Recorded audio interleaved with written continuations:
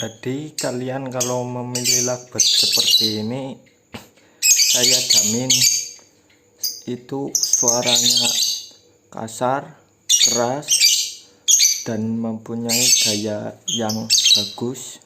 Biasanya lebih cenderung itu kebanyakan gayanya nyengklak, juga bisa nyengklaknya itu muter-muter kanan kiri. Jadi saya sarankan itu memilih yang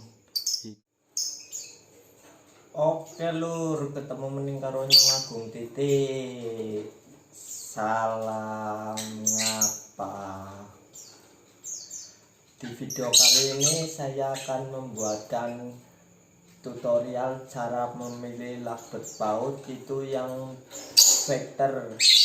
Banyak orang-orang yang inbox saya dan WA saya itu menanyakan tentang ciri-ciri lakbet PAUD yang bagus untuk dijadikan gacoan vektor, dan banyak subscriber yang request tentang cara memilih PAUD yang vektor.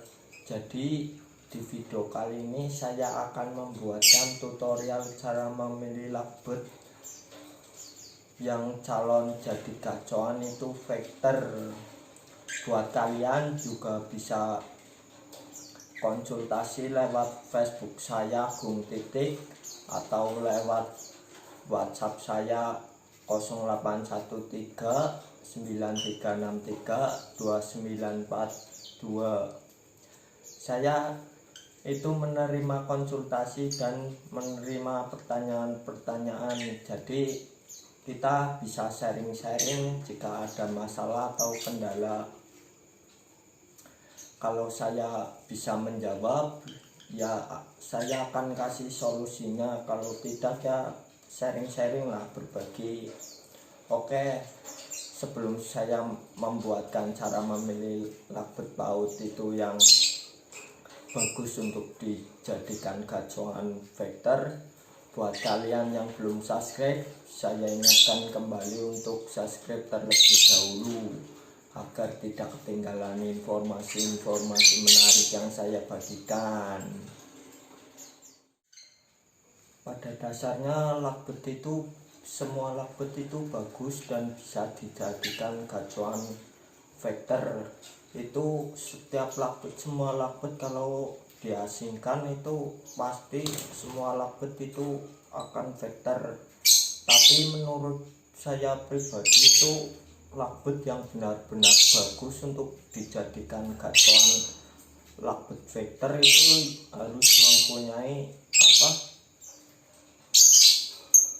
terutama itu dalam gaya, dalam berbunyi ngetek itu harus memiliki gaya terlebih dahulu.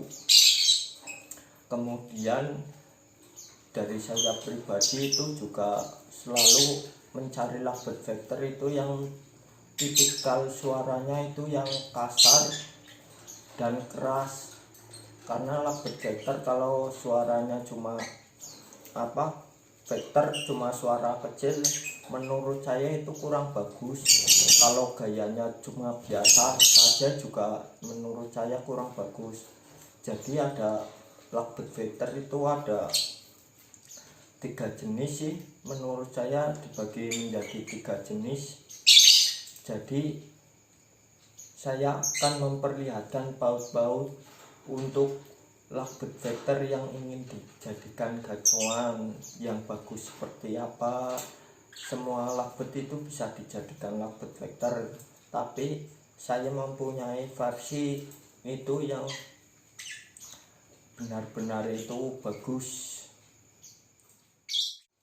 Jadi dalam memilih lakbet PAUD itu yang akan dijadikan gacoan vektor itu, jika kalian asal-asalan cuma vektor juga asal ambil asal pilih juga semuanya, kalau disettingkan itu diasingkan, dikerodong terus, tidak diperlihatkan dengan lakbet lainnya juga akan vektor. Tapi menurut saya itu kalau kalian benar-benar ingin mengetahui lakbet factor yang benar-benar mempunyai ciri khas dalam mengeluarkan nada kekekannya itu, yang pertama saya biasa memilih lakbet factor itu yang terutama itu yang berkelamin betina, karena lakbet factor itu kalau jantan lebih cenderung itu tidak mempunyai gaya. Ya ada memang kalau jantan itu ada yang memiliki gaya nyengklak atau gigit jeruji atau apa, tapi lebih kebanyakan itu lakbet betina yang gayanya itu factor itu gaya kekekannya itu lebih bagus daripada jantan. Untuk dari segi faktornya, kalau ketemu musuh lakbet betina itu lebih faktor dibandingkan jantan.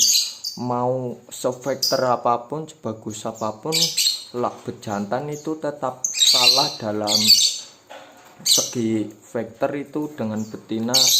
Jadi pertama-tama saya pasti kalau memilih lakbet baut yang akan dijadikan gacoan lakbet faktor itu yang pertama itu harus berkelamin jantan. Itu menurut saya sih, kalau menurut orang-orang kan berbeda-beda. Jadi ini di video kali ini versi lakbet baut yang ingin dijadikan gacoan itu versi saya. Jika orang lain berbeda versi, ya emang setiap orang juga berbeda-beda. Selanjutnya itu saya biasa memilih lakbet baut itu yang kepalanya besar. Dalam arti kepalanya besar yaitu lakbet baut itu dari segi kepala itu benar-benar besar dibandingkan lakbet yang lainnya. Jadi dari segi kepala juga mempengaruhi dalam mental burung dan mempengaruhi mental dalam mengeluarkan nada kekekannya. Jadi lakbet yang berkepalanya kecil dengan besar, saya jamin 100% itu nada kekekannya beda dan gaya dalam mengeluarkan kekekannya juga beda. Saya jamin, berani jamin, karena saya sudah lama itu memelihara lakbet. Jadi saya seiringnya berjalannya waktu memiliki bergonta-ganti lakbet. Saya juga punya kios, jadi jual beli itu sering mengamati dalam lakbet-lakbet tersebut. Jadi itu yang kedua itu pilihlah kepalanya lakbet yang besar.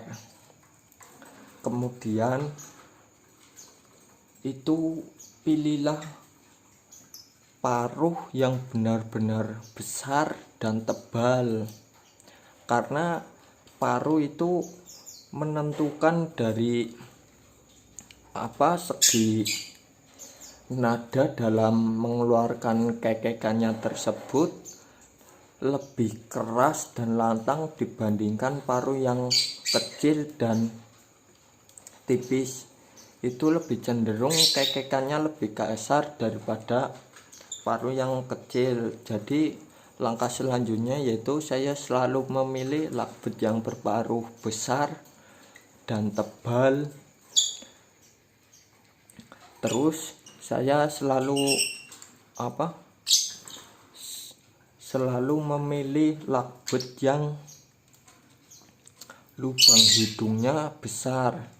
Jadi lubang hidung juga mempengaruhi dalam nada kekekan dan suaranya, karena secara logika orang kalau hidungnya pesek dengan mancung itu lebih cenderung beda dalam segi bernapas, beda dalam segi ngomong itu juga beda. Jadi lubang hidung yang besar itu sangat mempengaruhi dalam suara dan nada kekekannya yang nantinya keluar. Jadi langkah selanjutnya itu saya selalu memilih yang hidungnya besar lubang hidungnya besar, saya berani jamin itu pasti lakbet itu suaranya kasar dan lantang. Terus faktor yang selanjutnya itu saya selalu memilih yang berleher itu diameternya besar. Jadi dari leher itu diameternya besar. Jadi kepala dan leher itu memiliki kesamaan yang besarnya itu sama. Jadi tidak cuma kepalanya besar tapi lehernya harus besar. Itu sangat mempengaruhi dalam lakbet itu mengeluarkan nada kekekannya, itu lebih cenderung napasnya lebih panjang, lebih mempunyai gaya, dan itu saya berani jamin kalau lehernya diameternya besar, panjang, itu saya berani jamin nada kekekannya kasar, panjang, dan memiliki gaya cenderung lebih ke arah nyengklak. Saya berani jamin itu pasti gayanya itu lebih kebanyakan nyengklak.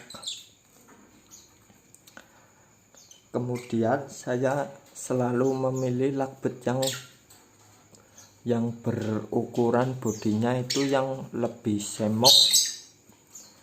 Kalau saya memilih gajon untuk dijadikan lakbet vektor, saya selalu memilih yang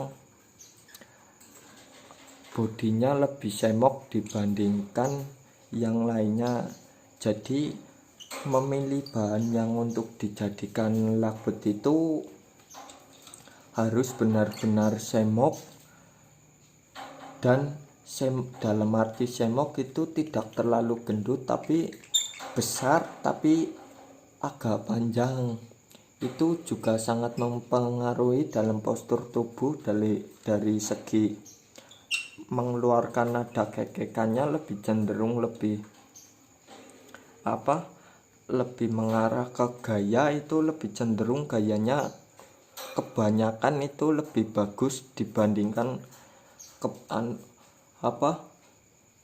postur yang kecil dan panjang. Kalau postur yang kecil dan panjang, saya biasanya itu memilih lakbet yang dijadikan untuk konslet. Kalau pemilihan bahan vektor dan konslet itu beda. Terus saya itu selalu memilih lakbet yang ukuran panjang buntut, panjang ekor itu yang tidak terlalu panjang tapi ekornya itu banyak dan lancip. Itu salah satu yang mempengaruhi dalam gaya, dalam segi suara, sangat mempengaruhi. Pasti kalian tidak pernah mengira itu ekor yang banyak, pendek, lancip itu sebenarnya itu ciri-ciri lakbet yang dijadikan gacuan vektor itu yang bagus. Tapi kebanyakan orang kan lebih mengarah cuma beli lakbet yang sudah memiliki karakter vektor. Tapi kalau saya itu lebih cenderung lebih memilih beli diombyokan, jadi benar-benar puas lakbet yang ingin dijadikan gacuan vektor tersebut.